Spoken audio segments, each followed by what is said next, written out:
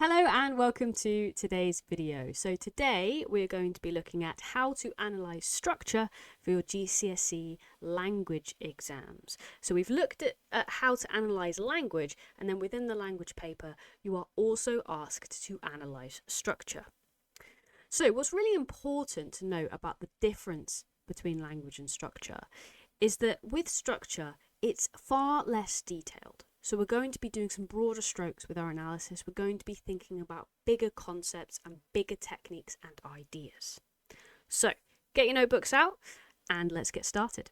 So if we just start by putting a title today. So if we have analysing structure as our title, you can pop the date if you would like to. I tend to do that so you can keep track of when you're doing what. The date today for me is actually the 7th of October 2025. I'm re-recording this as it was a lost piece of footage from way back when I started doing this course. Okay, although presumably you're even further in the future. So what we're going to start by doing is looking at the different elements of structure that you'll need to pick out when you're analysing it. So when we were looking at language, we were going through figurative language techniques such as similes, metaphors, personification, and here we're going to be doing a similar thing. But as I said before, the things we're looking at here are much more wide in terms of what they cover. So we're not looking at a specific little technique, we're looking at big ideas, big structural tools that are used in order to construct a narrative. So the first thing we want to look at is setting. So I'm just going to write a little definition and then I will explain what that is for you. Okay, so setting is basically when and where are we. Now, I specify when because it's really important, the time period that you set your story. So a story set in 19th century England is going to be a very different story to a story set in 21st century England. Even though they're in the same location, it could literally be the same town, the same house. But the global events that are going to be happening at that time and the social norms that are going to be present are really going to affect our characters, their story, and how they conduct themselves throughout the narrative. The point of setting overall is to create a tone and create an atmosphere. So used to create a tone and atmosphere. So things that the writer might manipulate in the setting might be the weather, it might be inside or outside. I mean, you can go down to really specific details here in terms of where we are. So we could be in a prison cell, for example. Now that setting has so many implications and connotations as opposed to being in a small garden. So, you know, there's so much that could influence here. But essentially, we could talk about colours, objects in the setting. So overall, it's to create a tone, an atmosphere, and a mood to set the scene, essentially. Okay, so if you need to pause, please pause, but I think it'd be a good idea for you to get that written down, and so making these notes as you go is going to be useful when referring back later. So the next thing is character.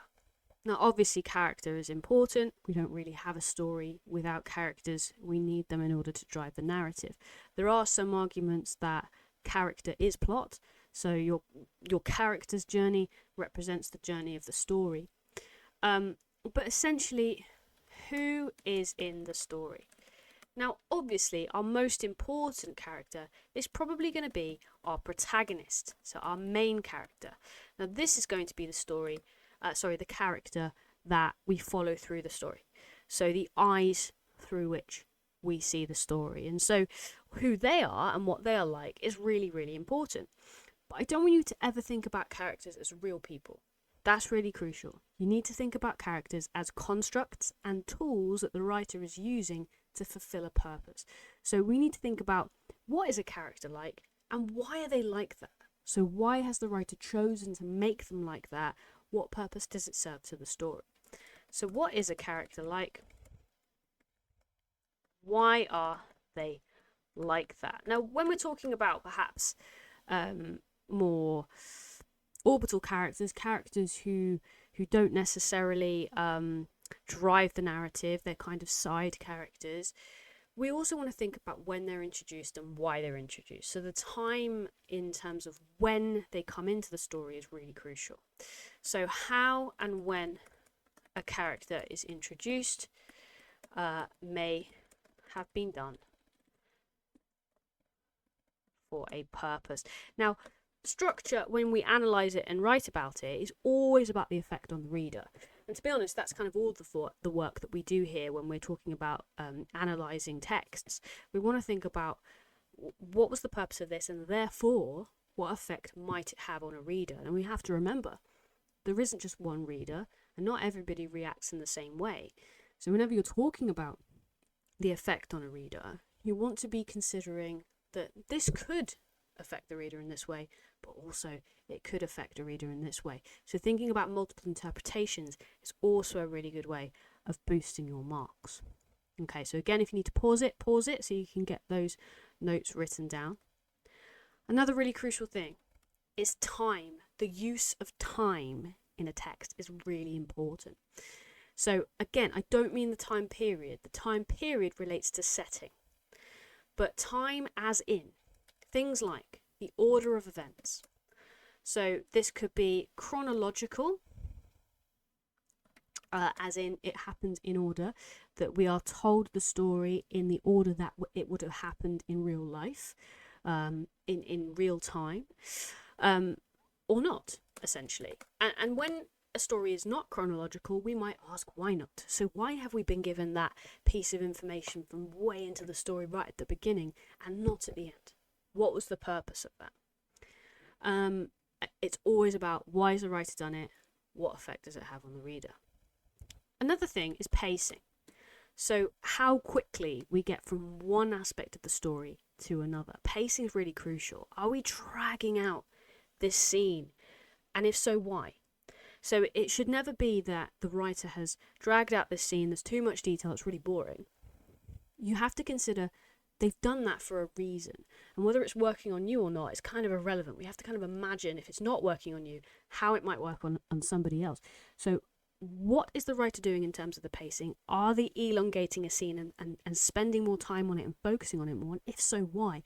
Normally when they do that, it's because this scene and the thing that they're describing is really, really crucial and important. And we are supposed to, as readers, drink that in and understand it fully in order to understand something else in later on the story. So pacing. So really slow pacing may suggest that the focus is important, or it might be used to create tension. So we really desperately want something to happen, we're frustrated, and that creates tension. But also really, the punctuation I'm using in these notes is not great. It is just like jotting down notes. It's not going to be in full sentences. Really fast pacing could create excitement or anxiety, as that might do in life when things are going really quickly. It's kind of a building of emotion. Good, lovely. Again, pause if you need to. Make sure we've got that written down. And the fourth one that we're going to look at today is something called narrative perspective. Now, in the most basic terms of narrative perspective, this is indicating first or third person. So first person is when we're speaking about I, or we're using I, my, me pronouns. You're talking about yourself, kind of, or you're embodying a character and talking about them as if you were them. Or third person is talking about them externally to you. So you're using third person pronouns, he, she, they, it, whatever it might be. We very rarely see second person. Second person is using the pronoun you. That very, very rarely happens. It's not unheard of, but it's very difficult to maintain. So generally you're thinking about first or third person. So first person tends to be a more personal link between the reader and the character, or the narrator. But also it allows us to hear the narrator's voice, which adds to characterization, presuming that character is in the story, that narrator is a character in the story. Now, third person can be more distant, and when it's very distant and like a god figure, we call it omniscient, so all-knowing. Or it can be a close third, whereby we are still speaking in third person, but we are generally speaking mostly from the perspective of one character in particular. So we're looking, almost sitting on their shoulder rather than through their eyes. And so we still feel like we're kind of in first person because everything is from their point of view, where we follow one character. Now, third person actually gives you more flexibility, because you can, even if you decide to stick with one character for the most part, you can move around a little bit, and you can decide to shift your perspective from one character to another, from one character to another. So you might choose to tell half of the story from a mother's point of view and then the other half from their child's point of view, and that's going to give you some different perspectives, and so yeah, that would have a particular purpose and a reason behind it, and would have a particular effect on a reader. So I'm now actually just going to shift worksheets here. So we're going to look at this worksheet here, and you can see that I've got all of the elements that we've just written notes on. So I've got setting, character, narrative, perspective, and time. Now I've also got turning points here. So turning points, I might go back to the other page in a second just to write another note actually. So turning points are really crucial because that's where the perspective shifts, where the focus shifts from one thing to another. So it might be that we start off focusing on setting primarily, and then there is a turning point in the story where we shift to actually looking just at a character, one character in particular, and we need to think about why the writer has chosen to shift from one point to another. So if I just add to this to these notes here, turning points, these are focus shifts in the narrative where the writer moves from one focus to another. And we need to be looking out for these in the texts as we go. Oh, hang on. There we are. I typed it on the other sheet. Now you can see it. So again, if you need to pause it, please pause it. Okay, right, back to the sheet now. So what we also have down here are some kind of more nitty-gritty focus things. So when we were looking at language analysis, we discussed how we'd look at a wider technique, and then we might zoom in on one particular word, and we'd identify its word class and analyse that word. So we'd be doing some single word analysis. When we talk about structure, we might be overall speaking about the use of time in a section, but then in order to zoom in structurally, things that we can point out would be punctuation and sentence structure. So this is particularly relevant in terms of punctuation when you look at poems, for example, but it's also super relevant for prose, which is what you'll be looking at in this exam. So things like the use of a semicolon, or the use of brackets, or an ellipsis, a ... they have a particular effect, and they come under structure. So if we were going to zoom in on anything, we might zoom in on something like that. Okay. Now, I haven't actually introduced this worksheet very well, but here we go. This is our worksheet for today. So meet Skip, the story builder. So he's the master of narrative structure. So the story builder doesn't write stories, he builds them. So I want you to think about writing stories not just as writing flowery similes and things like that, but you're also kind of building something from the ground up. So structure is so crucial, because without it, it's just kind of aimless sentences that don't go anywhere. So with a pencil behind one ear and a blueprint in hand, he selects just the right tools to shape a reader's journey. Every paragraph is a beam, every shift in focus a window, and every turning point a dramatic spiral staircase.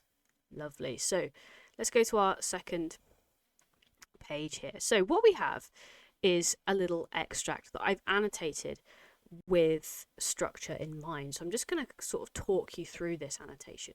So it says, let's see how Skip puts together the first chapter of his new book. So Tuck of Moss Mount is the title of this little extract from Skip's first chapter. And I'm just going to read it to you, trying to look past the arrows to begin. And then I'm going to explain some of these annotations here. So after we've explained the annotations, you're going to have a go. I'm going to put a second extract on the screen, and you can have a go at annotating it and splitting it up in the same way. Okay, right, so Tuck of Moss Mount. Nestled in the mossy folds of Elderwood Hill, where daffodils nod and the air hums with birdsong, lies a square oak door leading to a burrow known as the Nook. Its windows glow with amber light, and its garden is a riot of tulips, thyme and tangled vines. Inside lives Tuck Bramble, a cheerful, tea-loving old warlock, with a fondness for riddles and raspberry scones. Though the village of Moss Mount is known for its spring festivals and honeyed breezes, something peculiar has stirred this season. The brook babbles in unfamiliar tones, and the old oak by the chapel has begun shedding silver leaves. Tuck, ever attuned to the odd and arcane, senses a shift. The villagers speak in hushed voices of dreams shared across households, visions of a cloaked figure and a lantern that glows blue. On the eve of Oak Apple Day, as twilight paints the sky in lavender and gold, Tuck sets out a second teacup on his garden table. He doesn't know why, only that the wind told him to. Just as the moon lifts above the hedgerow, a knock echoes from the burrow's door. Standing there is a stranger in a moss-green cloak, eyes like stormlight, and a satchel that hums faintly. "I believe you've been expecting me," says the figure, voice soft as mist. Okay, now what I've done, the first thing that I've done, and this is the most important thing really, this is kind of the crux of answering a structure question. And the thing is, the structure question that I'm talking about in a GCSE exam is one that asks you to look at the whole extract. So you're not just looking at the structure of the beginning of the extract, you're looking at the whole thing. Now, in order to cover your bases in terms of showing the examiner that you have analysed the whole thing, the best way of doing that, I think, is to say something about the beginning, something about the middle, and something about the end. So the first thing you have to do is decide what is the beginning, what is the middle, and what is the end. So you have to decide where those shifts are. So the turning points.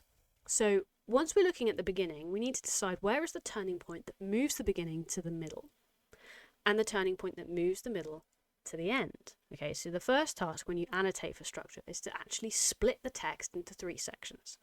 So you can see I've put my turning points here. Now the reason I've done that for the first one is that the very beginning of the extract is the setting. We're talking about somewhere at the Nook, which is in Elderwood, and we're describing what's in the garden. Okay. We're also introduced to our character. So there's actually a couple of things going on there, but there's not much said about him at the beginning. So we're kind of introduced at the beginning to his house and him as a character. Then in the middle, after my turning point, we zoom out a little bit and we look at the village as a whole. So we're looking at the Nook and then we zoom out to look at the village as a whole. So this describes the village and something that seems to be going on in the village. Then this turning point shifts from that to a specific day where our story seems to start. So we're looking at the Nook, we're looking at the village, we're looking on this one day to see what happens. So those are my shifts.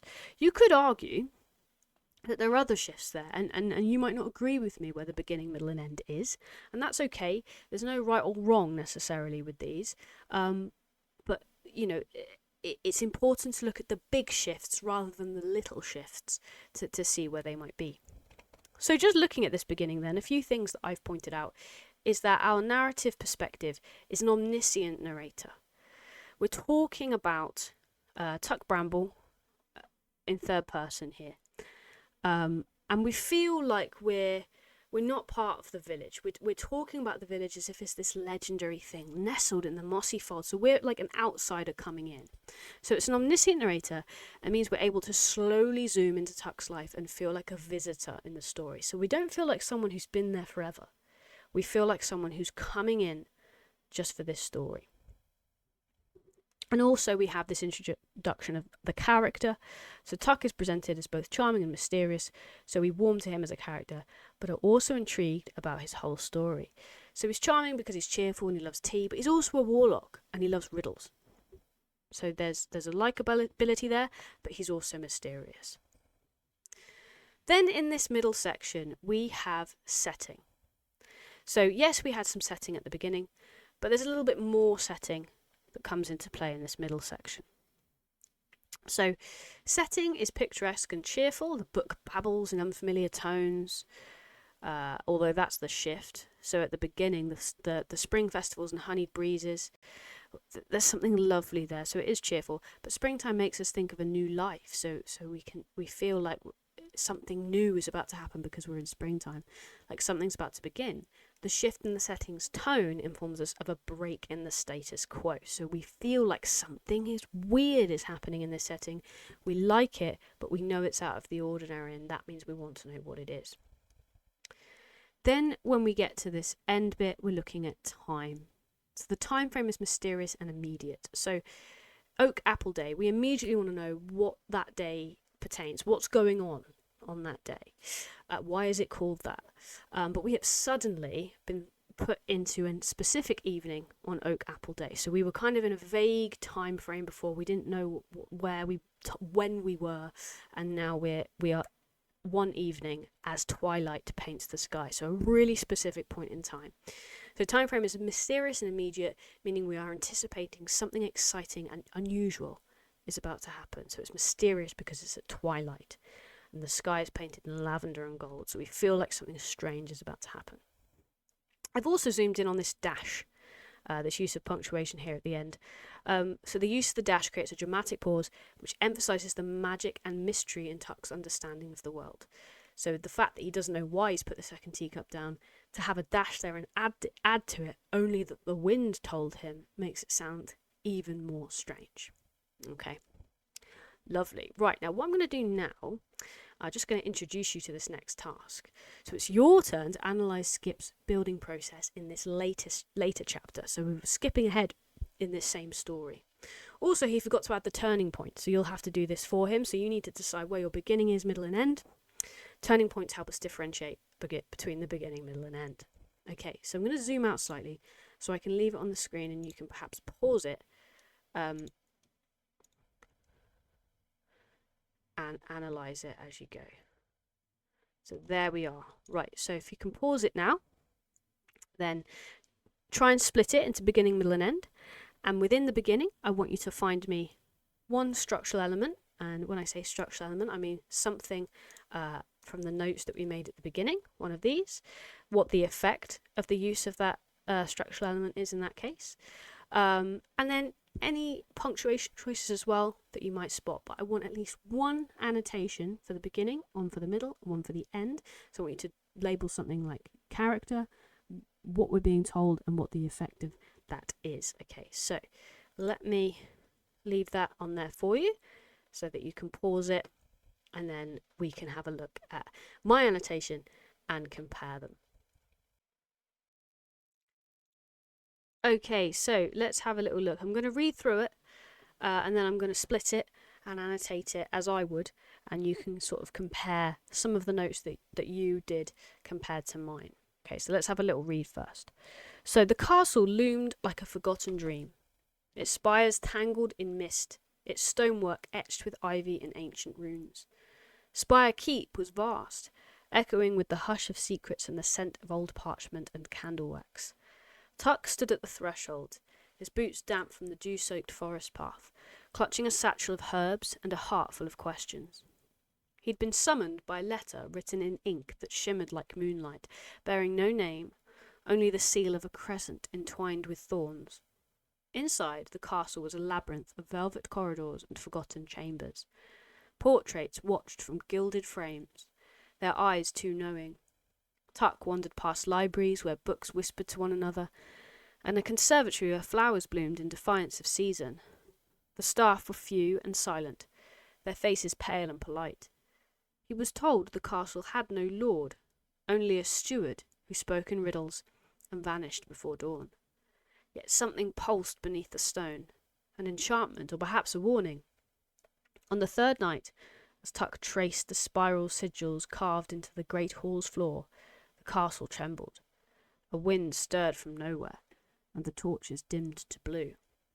From the shadows stepped a figure cloaked in starlight, the same stranger who had once knocked on his burrow door.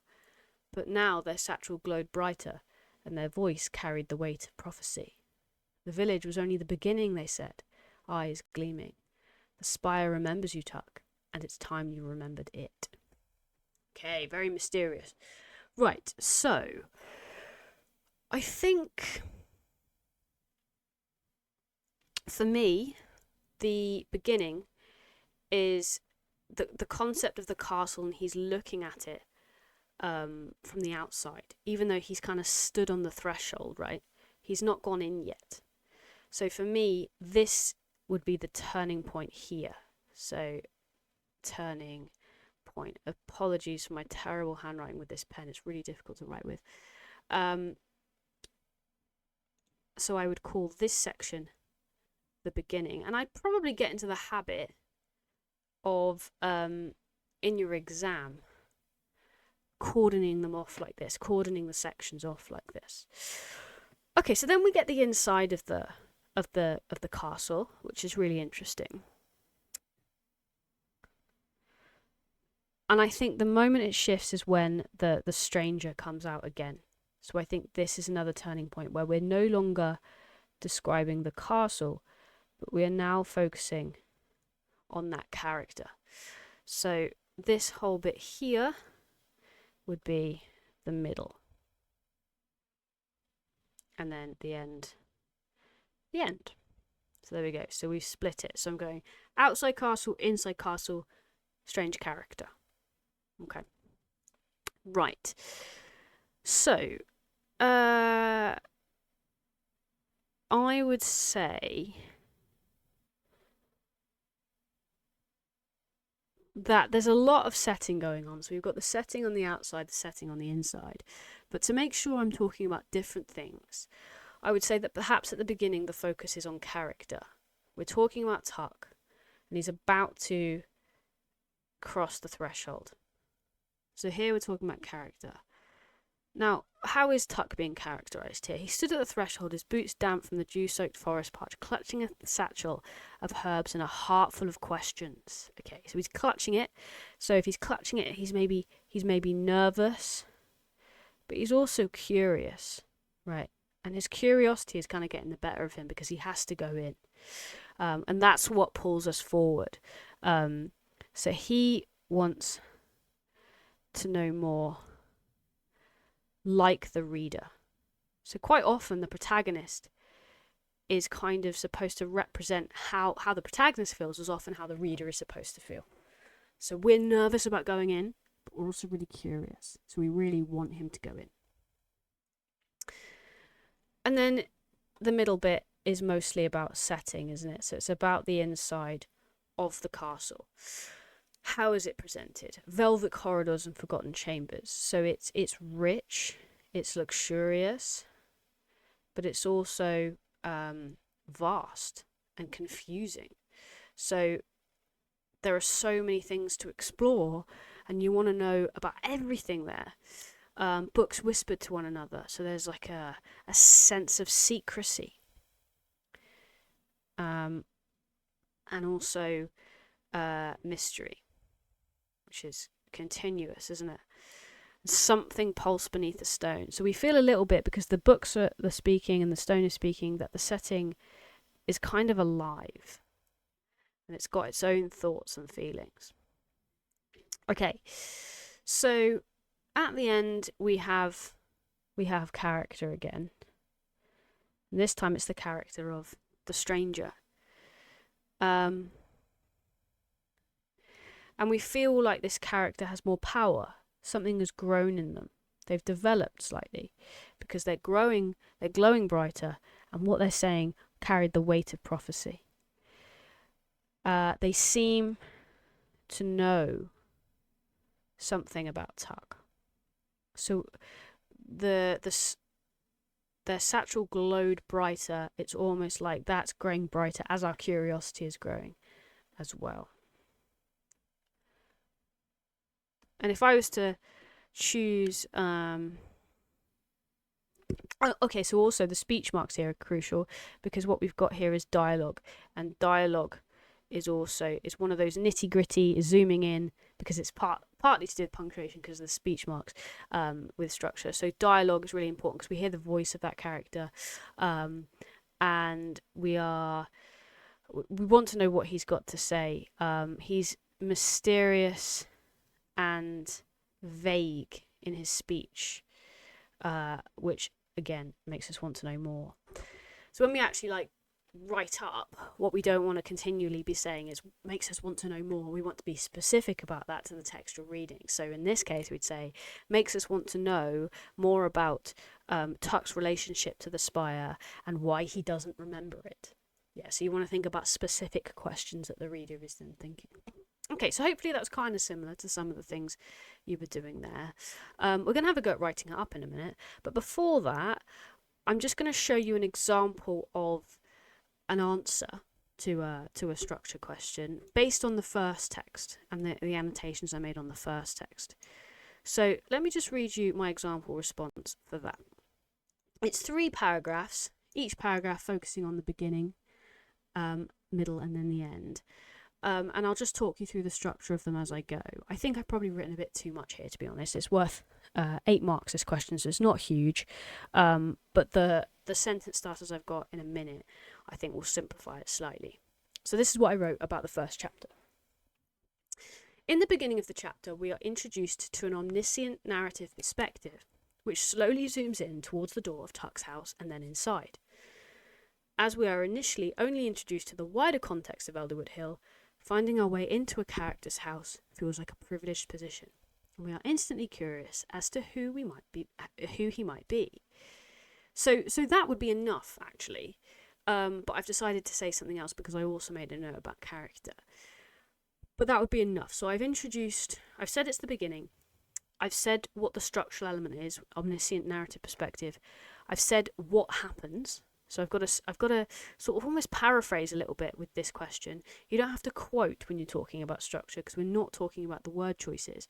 But what you do have to do is sort of paraphrase what's going on and make sure that the examiner understands which bit of the text you're talking about. And then I've explained the effect on the reader so that finding ourselves in the character's house feels like a privileged position. Okay, the beginning also focuses on introducing us to Tuck's character. He is described as both happy and having an enjoyment for food and drink. So there I've kind of summarised what we're told about Tuck. I don't need to quote it, I just need to summarise it.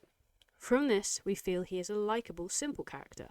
However, he is also described as a warlock who loves riddles, which leads us to believe that there is more than meets the eye where Tuck is concerned, and we want to know more about his magic. So you see how here I've not said, and we want to know more. I said we want to know more about his magic. So specify what it is I want to know more about. Then we shift to the middle. In the middle of the extract, the writer focuses on a shift in the setting of the story. In the beginning, we feel that the setting is picturesque and cheerful. It's significant that it is springtime, however, as this makes us think of new life, like something is about to begin. This thought is solidified in the middle of the extract, where the setting starts to act out of character. The brook babbles in unfamiliar tones, and the trees have been shedding silver leaves. So again, I'm summarising what's going on and then explaining the effect. Even the villagers are having shared mysterious dreams. This creates a lot of questions for the reader, like what force is causing all of these strange things to happen? And does this have anything to do with Tuck Bramble? So again, I'm specifying what the reader is thinking. This is to keep the question will always ask, how does it keep the reader interested? So you need to think about what is the reader now thinking that makes them want to carry on reading, specifically, not just generically want to read on. What do they want to read on about? And then at the end of the extract, the writer uses time to shift to a more immediate moment, namely the eve of Oak Apple Day. Firstly, the reader is now intrigued to know the significance of this day for the village, but also feel more tense because they are being placed at a specific moment in time, rather than general springtime. They feel like something exciting is about to take place. Furthermore, the use of twilight creates a dark, mysterious tone. So even though I've used a word there as a quote, I'm talking about tone, and tone again is a structural thing because it's general rather than specific, which adds tension and a feeling of unease. Again, tension is quite a structural thing because it's something you build, something you create, not just in one sentence but overall. Moreover, the use of the dash in "he doesn't know why," only that the wind told him to, adds to this tension as it creates a dramatic pause, which emphasises the magic and mystery in Tuck's understanding of the world. Lastly, there is a focus on a new character at the end of the story with a cloaked stranger. So I've gone above and beyond, I think, with this particular paragraph. I've said lots about a lot. You don't need to do this much. Just one structural element a paragraph is probably enough for 3 paragraphs and 8 marks. This character is also presented as mysterious as we feel his cloaked attire obscures him slightly from full view. Furthermore, the stormlight in his eyes presents him as mildly threatening, leading the reader to worry for Tuck's safety and the purpose of this new character. So there are specified worrying for Tuck's safety. Okay, right, so I'm going to leave my annotations up, but also I want you to use your own. Actually, no, I'm not. I'm going to ask you to specifically use your own. What I would like you to do is use this structure, these sentence starters, in order to write your own response, talking about structure, but about the later chapter in the text that we've just annotated. Okay, so I'm going to leave it on the screen for you to pause. I'll tell you when to pause. And then once you've had a go at that, you can play the video and I will write a version and you can compare it to your own. Okay, so pause now. Okay, so let's have a go at this. So in the beginning, the writer focuses on... Now, what did we say? At the beginning, the writer focuses on Tuck's character. Okay. So, in the beginning, the writer focuses on Tuck's character in the moments before he enters, I think it's called the Spire, isn't it? Not just the castle. Let's just check that. Spire Keep. That's what it's called. Let me change that. Enters Spire Keep. And then I'm just going to describe it a little bit. So he's standing on the threshold and he's clutching his bag, with a heart full of questions.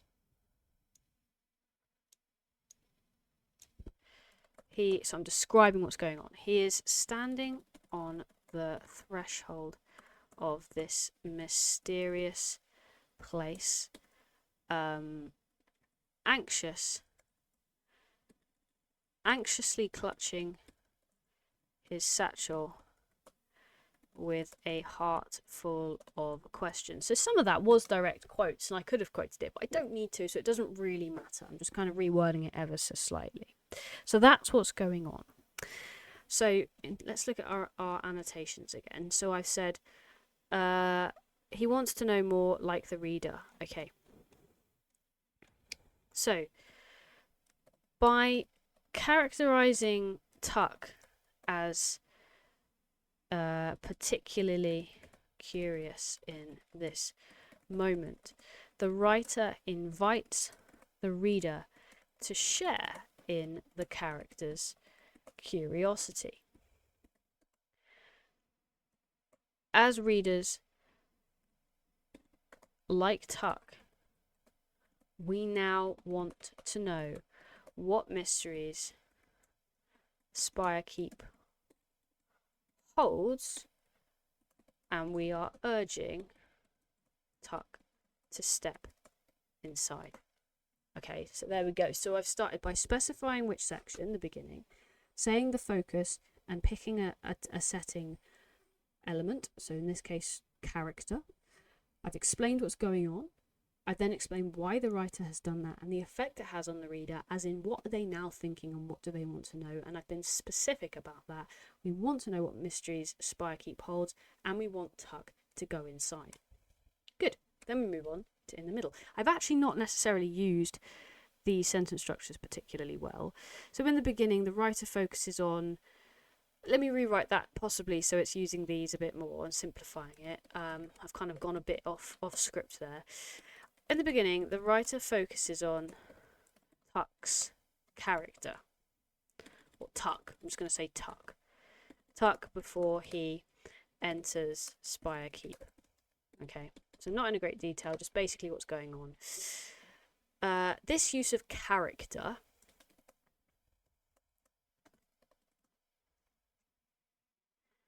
suggests... in fact, I could have added to this bit here we go. So he is standing on... So again, I'm specifying the focus by describing it. This use of character suggests that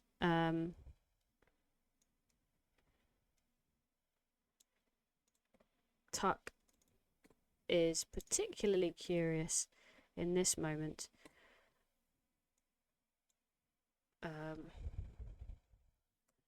and wants in this moment and has a lot of unanswered questions that he wishes to answer. That's a bit rubbish. A lot of unanswered questions. He was particularly curious in this moment and is reluctant to enter the keep, but also feels the need to satisfy his own curiosity. And then this interests the reader because... So this interests the reader because... And then I'll just add the bit that I've said before. We now want to know... There we go. Because, like Tuck, we now want to know. There we go. So I've restructured it slightly. I've said the same thing, but I've used those kind of sentence starters so you can see how they might work.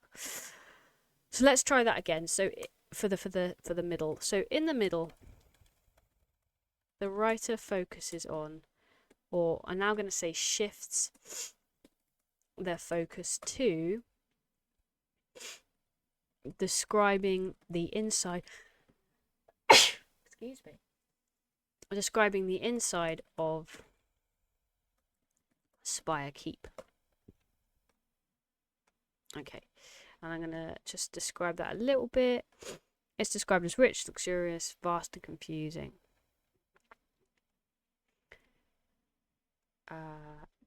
It is described as rich and luxurious, as well as vast and confusing, with a lot of secrets to explore.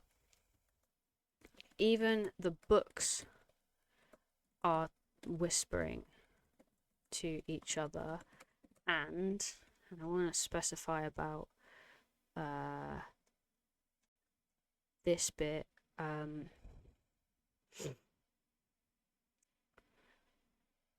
And something is pulsing beneath the stone, which suggests it's alive. And something is pulsing beneath the stone, suggesting it has a life of its own. So I'm just describing it there. Then I'd say this use of setting, and what did we say about that?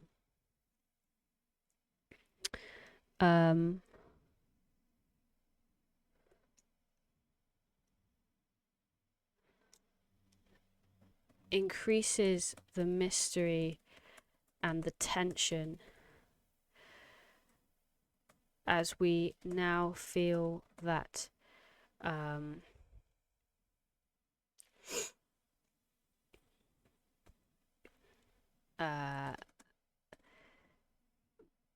Spirekeep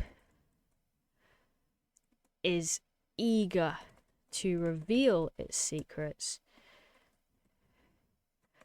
but that there are so many that and Tuck may not have time for all of them. This interests the reader because they now want to know what the most pressing secret of all is and which one is the most important for Tuck and us. So I kind of reiterate that us and Tuck are kind of one and the same in terms of our perspective, needs to know. And then finally, I'm going to say, in the end, the writer focuses on the cloaked stranger as they reveal themselves. What do they do in this extract? From the shadows.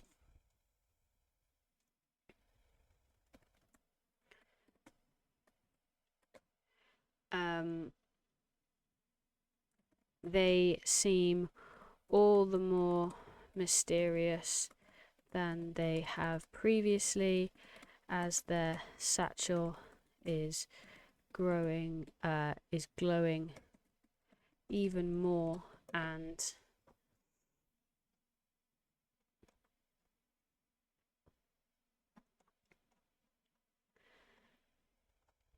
their voice holds a mysterious weight. This, what's my phrasing? Use of character, and instead of just character here, I'm going to say character development, because it seems like the character has grown in mystery, suggests that this character has now reached a point where the mysteries they are hiding are too powerful to keep from Tuck. This interests a reader because we are now anticipating a grand reveal and are excited for the mystery to finally be solved. I'm also then going to zoom in on that dialogue. So, moreover, the use of vague but mysterious dialogue from this character poses more questions for the reader, such as what could Tuck's connection to Spirekeep be, and why has he forgotten?